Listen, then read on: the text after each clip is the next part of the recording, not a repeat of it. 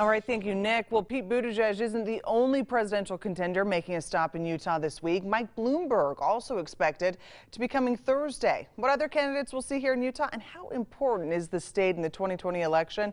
ABC4's Brittany Johnson in studio with those answers. Brittany. Well, Emily, I spoke with a political science professor about this tonight, and he says Utah is a heavyweight in this year's presidential election, which means we can expect to see even more candidates make a stop here because we live in a state that's up for grabs, and the state will only become even more significant in the coming years.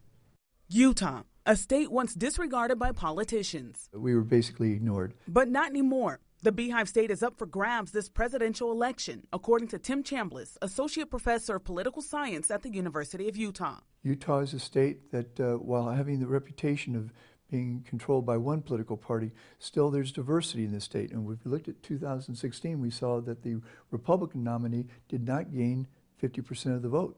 Won the election, but he didn't win the majority of the vote.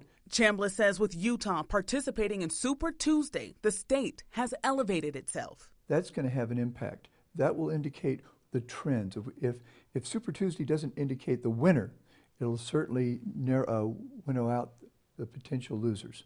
Utah's now in the political spotlight, which means more major party candidates will be campaigning here leading up to the 2020 presidential election. We've seen Elizabeth Warren. We've seen Julian Castro. We see Mayor Pete tonight. We've seen Bloomberg already earlier.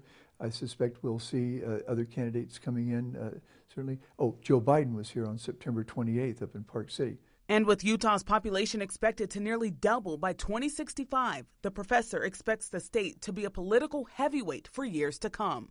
That would mean, presumably, that rather than having just 4 House members, we may have as many as 8.